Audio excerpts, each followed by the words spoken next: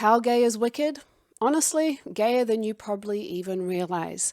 Since the movie is months later still rotting my brain, I'm going to go over how gay Wicked and Gelphie is, from how the very foundation of Oz in the original books is so very queer, to a very gay interpretation of the movie, to how Ariana Grande has made a bid for, and let's be real, won the role of captain of the Gelphie ship.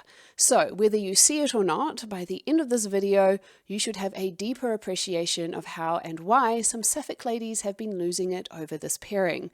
By some sapphic ladies, I do mean me. As you said, Oz is a very queer place.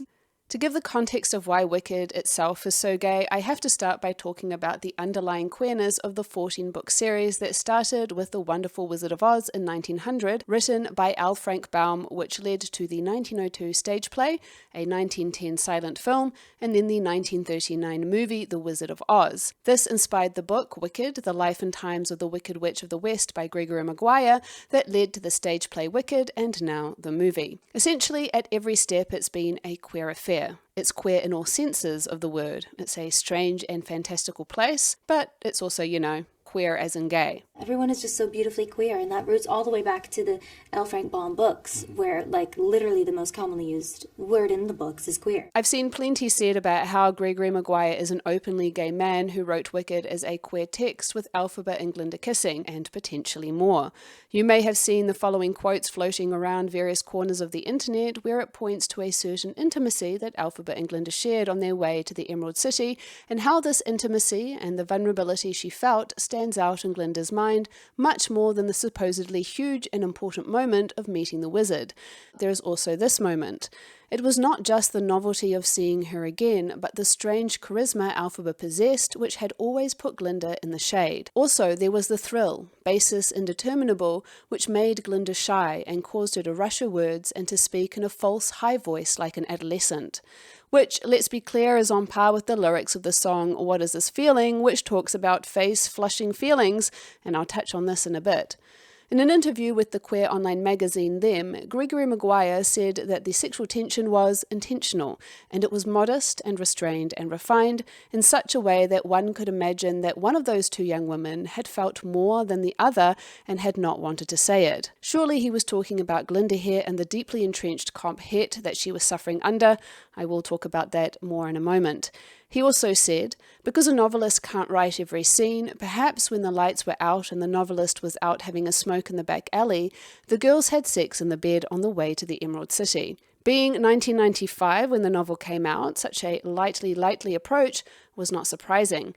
Having a novel with two queer protagonists would have been a surefire way to not get published. But as I said in my Wicked review, the very core of the story was the Elphaba and Glinda relationship, framed in ways that, as I'll discuss further, are so very gay. Gregory Maguire has gone on to write 6 more books in the world of Oz, with Elphie, A Wicked Childhood, due to be released this year. While Elphaba and Glinda were separated in later books, we are given some telling glimpses into Glinda's state of mind.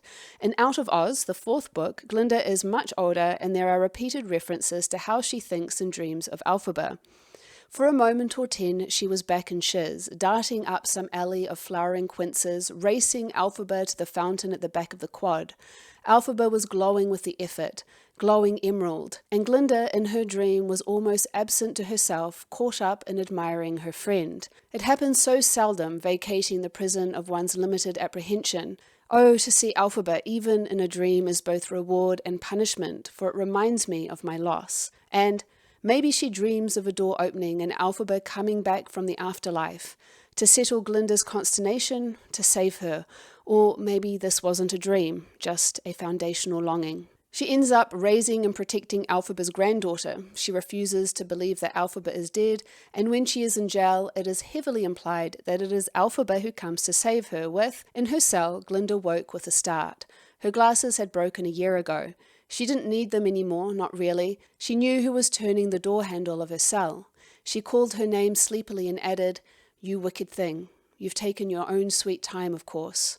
Now, Maguire wasn't pulling this out of nowhere just because he was a gay man and wanted to insert some gay themes. The 1939 movie The Wizard of Oz has long been beloved by the queer community. Dorothy's friends, the Scarecrow, the Tin Man, and especially the Lion, all read as queer, which is why Friends of Dorothy became a term to mean gay back in the day, because Dorothy's Ozian friends were gay-coded. The Lion is perhaps the easiest to clock, pulling from a long tradition of representing gay men as sissies, effeminate men. The Tin Man and the Scarecrow were also given gay coding, which are only reinforced if you know the characters and their friendship in the original books. But before I get to that, it's worth noting that it was more than that that made the film such a hit with queer audiences. There was also something in how it went from sepia tones when it was in the real world to bursting with Technicolor in Oz, speaking to how discovering and accepting your own queerness can feel like the world exploding into colour where things finally make sense. This aesthetic pulls on the exuberant and exaggerated world of vaudeville, pantomime and musical theatre, which is steeped in history of queer camp, where cross-dressing was a staple of the art forms. And with representation being stamped out by the censorship of the Hays Codes at the time, queer audiences gravitated to this film like an oasis in a desert. Speaking of which, I've heard talk of how Glinda, with her performative femininity, also carries undertones of the drag queen,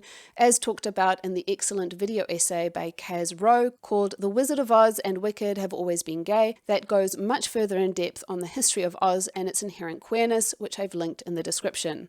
There she quotes from an academic paper by Alexander Dorty called My Beautiful Wickedness, The Wizard of Oz as Lesbian Fantasy. She wasn't just like a drag queen, she was one. Artifice surrounded her like that pink gossamer gown she wore.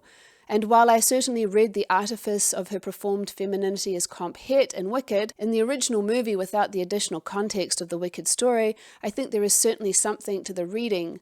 Especially as in the original text of the Wizard of Oz series, it seems very likely that Glinda was fruity. I've seen it floating all around the internet, and perhaps you have too, that in the final book of the original series called Glinda of Oz, we find out that she lives in a palace with 100 of the most beautiful maidens from Oz, has an army of female soldiers, and that men are not prominent in her court. It's depicted as some sort of utopic and harmonious place that Princess Ozma and her chosen companion Dorothy, companion if you catch my drift, love to visit. We also see Ozma begging Dorothy to live with her and then making her a princess too.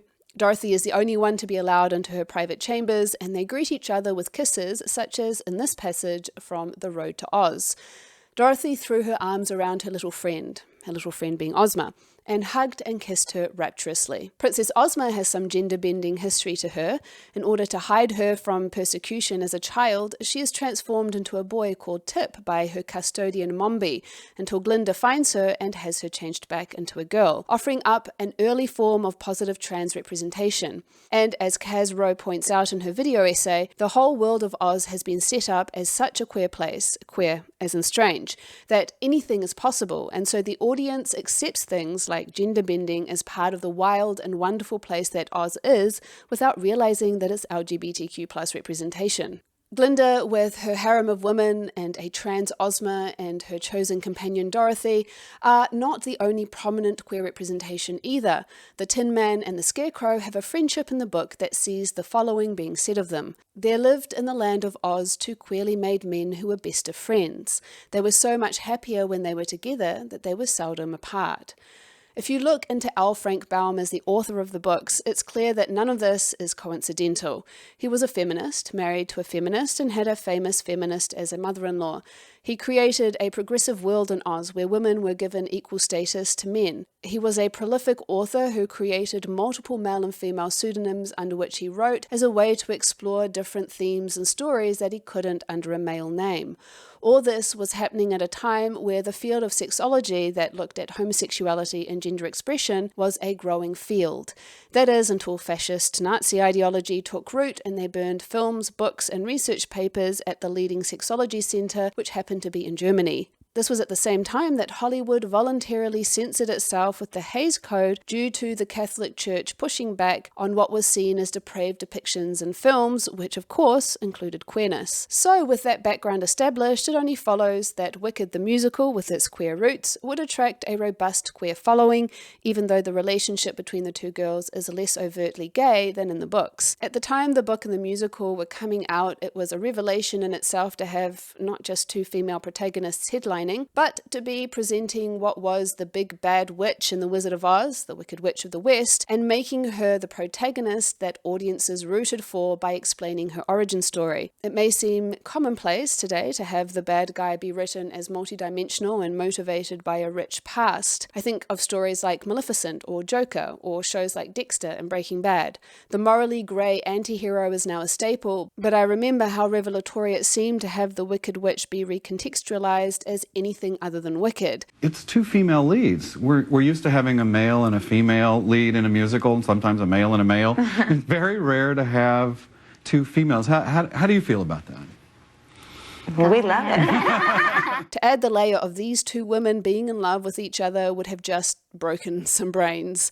The world was not ready. But with Wicked the movie, and who knows quite what they'll do with Wicked for Good when it comes out at the end of the year, times have progressed enough that this big budget blockbuster is ready to do what Xena Warrior Princess did back in the 90s, ladle on so much subtext that it's positively dripping with it, and then have cast and crew, well in this case one specific cast member more than the rest, cheerlead about how queer the media is. But if you don't want to see it, you can also choose to ignore it and still enjoy the film, walking that tightrope of barely plausible deniability. Again, exactly how Xena did. It feels totally progressive and totally not, but I'll take it because that means the gay is built in so intrinsically into the fabric of this movie that it can't be pulled apart, and it makes for excellent sapphic storytelling. It's not just the tulips they grew for the opening sequence of the movie in the colours of the lesbian flag, something Ariana Grande acknowledged when she liked this Insta post, nor is it how the University of Shiz is one genderqueer hotbed of homosexuality, with Fierro delighting in making the whole student body swoon over him, including the boys, or how the Emerald City is a gay extravaganza. Every day in the Emerald City is a pride parade. Oh my god, right? yeah. I mean, look at like... That's actually great. But it's true. Yeah. Even like the chickens. Those Snow chickens leopard with are the little gay. cape.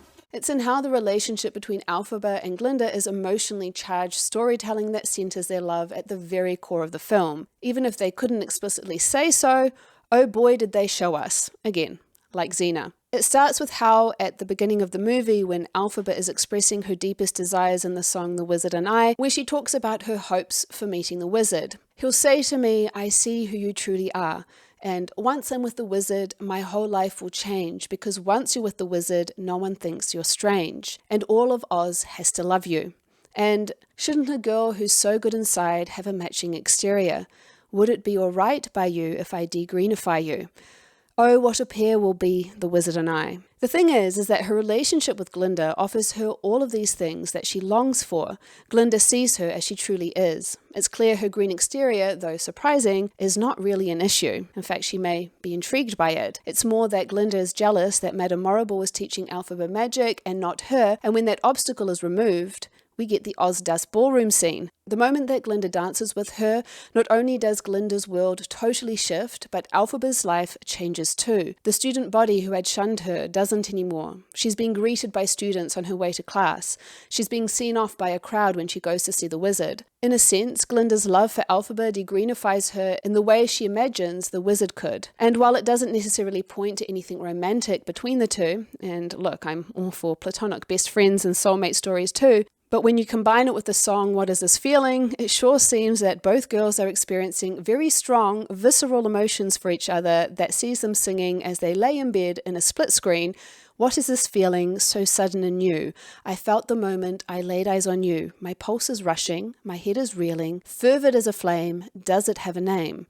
The fact that the name that they find for this feeling is loathing doesn't take away from the clearly coded language that heavily implies they are attracted to each other.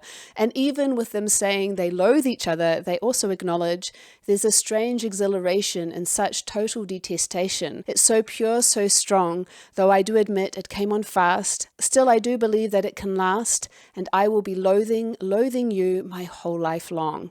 It fits perfectly into the kinds of songs that romantic leads sing to each other in other musical theatre shows, and while it clearly is tongue-in-cheek, it doesn't detract from a growing tapestry of moments that lend itself to a compelling narrative, because while Fierro is introduced as the romantic lead, it's not until a third of the way through the film after Elphaba and Glinda have sung about how head over heels in loathing they are for each other.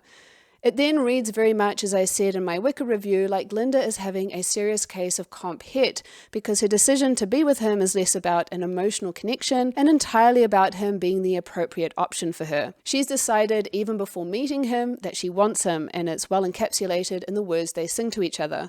I'm perfect, you're perfect, we're perfect together, speaking to the superficial nature of their connection. It is, as is almost everything Glinda does, about optics. The Ozdas ballroom dance where Elphaba, tricked into wearing Glinda's hideous hat, is the first moment where Glinda realizes how cruel her actions were, and leads her to doing something that is not only not for the optics, but actively works against the carefully curated image she's created. It's a turning point for both characters that reads like a revelation charged with so much love, tenderness, and understanding, and they leave Fiyero in the dust, running off hand in hand to share their deepest secrets and talk until the sun comes up. Here, Elphaba is truly seen by Glinda. As a Gay Times article observes, the Ozdas ballroom scene is more than a visually stunning moment that serves as the film's heartbreaking midpoint. It's a powerful meditation on identity, shame, and ultimately liberation, something many LGBTQIA+ audience members relate to. While Glinda gets the zoomies in her enthusiasm to make Elphaba over, wanting to teach Elphaba how to be popular, as one Tumblr post delightfully observes, she was like a flamboyant tropical bird initiating a mating dance. And I would like to highlight it involves flopping down on the bed and staring into each other's eyes for a moment, then Glinda hovering over Elphaba as she lies on the bed, and telling her she'll teach her ploys to talk to boys, because apparently relationships with men require ploys. Ultimately, however, she realizes that she doesn't need to change anything about Elphaba. Now yes, when Elphaba sings Not That Girl, it's clear that she is crushing on Fiyero. I won't pretend that that wasn't happening, but she is also singing about Glinda's lithe limb, the gentle curl of her hair, and how Glinda is ever so winsome. Glinda also confesses that even though Fiyero is not perfect, she still wants him, suggesting her feelings are not entirely untouched. So I see you fans who ship the three of them, and interpreting them as a throuple works too, especially as I know what happens in the second half, although that's not my preferred interpretation. Fiyero's relationship with both girls pale in comparison to the ones that they have with each other. It's a shame that the movie cut out the moment when Glinda reproaches Elphaba for not choosing her to save the lion cub, because it not only contextualizes why Elphaba asks her to come along to the Emerald City, but offers a very honest plea from Glinda for Elphaba to choose her, not Fiyero. She wants to be the one. While she pretends not to understand that Elphaba and Fiyero have developed a connection, Glinda is no dummy. I think she absolutely knows what's going on, and the fact that she doesn't really have a jealous reaction, at least for Fiyero, says something. It's also noteworthy that Elphaba, after reading Glinda's note to her saying, I hope you get what your heart desires, she calls for Glinda to come because it seems clear her heart's desire is Glinda. I also have to make mention of the cutscene on the way to the Emerald City, which is just too adorable, with Glinda casually falling asleep, sprawled over Elphaba's lap. Then they go rushing around the incredibly flamboyant, extravagant and gay Emerald City, holding hands and singing about how they've found a place where they belong, or how coupley they look as they go to see the wizard, showing a general lack of personal space between the girls. I mean, the wizard clocked how close they were and basically said, after offering for Elphaba to come and live with him, that Elphaba's special friend Glinda could also come and stay. There are also so many subtle moments too that codify these two as gay for each other. Let's not forget how Glinda takes the flower that Fiyero had placed in her hair as a romantic gesture to give it to Elphaba. Not to mention that Elphaba then decides, despite how she was laughed at, to continue wearing the hat Glinda gave her to see the wizard, and then it's Glinda who drapes Elphaba in the black cloak, completing her iconic look. It is a tangible way of showing how deeply Glinda has impacted Elphaba, and of course vice versa. The fact that Elphaba is able to accept that Glinda is not going to fly away with her on her broomstick at the end of the film, and that Glinda is able to let her go, shows the depth of their love for each other, how even when they are choosing something that the other wouldn't, they are able to be happy for the other. And of course the tears in their eyes and the way that they look each other speaks to some very deep emotions. It is clear that because they knew each other, they have been changed for good. The chemistry is... It's like the most beautiful July 4th fireworks. People think we're secretly married. Now, I and other Gelphie shippers are not the only ones who read something fruity into this film. Elphaba, played by Cynthia Erivo as an out queer woman, has acknowledged just how gay Oz is, and that she thinks Elphaba is queer. I think Elphie is... She goes wherever the wind goes. I think she loves Glinda. I think she loves love. I think it is. It's Ariana Grande, however, longtime lover of musical theatre and in particular of Wicked, who has been captaining the Gelphie ship. Her love for this media is evident in every aspect of how she's engaged with this process. This feels just kind of like the most important and full circle thing I've ever done. I was 10 years old when I first saw Wicked. I did immediately love it to death. I think I know my life in 2 chapters, before seeing Wicked and after seeing Wicked. I have never in my life felt the way I did when I found out that I got the role of Glinda. It was just like the biggest wave of gratitude and oh my goodness, everything's gonna be okay forever now. It reconfigured my DNA as a human being. I mean, this story, what I learned from this human being and from our characters, from Glinda, it was just a really extraordinary experience. It's also clear that she understood the assignment. I mean, it is just a true love. Yeah. Oz is so full of queerness and celebration and beautiful differences, and so is Earth. There was a lot of reading between the lines. It's like, why is she so fascinated with Elphaba? What is the magic that she has that Glinda doesn't? And what are her insecurities? And what's not on the page? So much so that she was the Oz historian on set. Ari is such a historian of everything Wicked and Wizard of Oz. And there's a character that she was explaining to me, and I don't know, it's like Ozma. She understood the queer roots of the original books, and she made a clear statement of how she perceives Glinda with this choice. Our first day of rehearsal, Yes. we both wore Balenciaga hoodies. That's right. Mine was pink and said gay, and hers was black and said Balenciaga. She's been reinforcing this with things like posting this text to Insta. Ding dong, the witch is dead. I am very sad I was in love with the witch. Also posting the image of Glinda and Fiyero together with a headline from a 2015 Huffington Post article that said, "She's a lesbian, he's gay, and their 33-year marriage will change your perception of love." She's also shared a post by the Sentimental Men podcast that reads, "A rainbow shirt and Target won't turn your kid gay, but 2 witches singing about their head-reeling, face-flushing feelings for each other absolutely will." Not to mention her liking various posts, like the lesbian flag tulips on set as mentioned earlier, but also the quote from Gregory Maguire that I mentioned earlier in this video, talking about how Elphaba and Glinda had sex on the way to the Emerald City. When she's spoken directly about Glinda's sexuality, she said, Glinda might be a little in the closet, but if there were a time, maybe, you never know. Yeah, you never know. Give it a little more time. Yeah. which was seconded by Kristen Chenoweth, who famously played the original Glinda on Broadway, who commented that she's also thought that too. Ariana also waxed lyrical on how Glinda and Elphaba are in love. Because I think they're the opposite of me, but something feels like home and I can't figure it out yet. You know? It's like, how could this person that is so supposed to be my opposite, why am I like falling in love with them? I can't figure out like what's happening. Yeah. I don't know. I think it's a love story Yeah, more than anything. it's a true Yeah. love story. Yeah. I think that the love that she has for Elphaba is very, very real, even though she's not ready to get on the broom with her yet. These 2 very different women just fall completely in love with each other. To Variety, she said, "I think she's a person who loves so much, and I do think that it goes beyond gender, and I think that's a common theme in Oz. I also think that the ways in which she loves Elphaba so much, and that forgiveness and that unconditional love that they share, I think they're in love with each other. I know, yes, it's platonic. She cuts herself off before she can say too much. This many press engagements in, she knows the game. But we'll talk about it more in depth in movie 2. What Wicked for Good, the second part of the story, will bring could be fruitier than the stage play, if I'm reading correctly between the lines of what Ariana has said about it.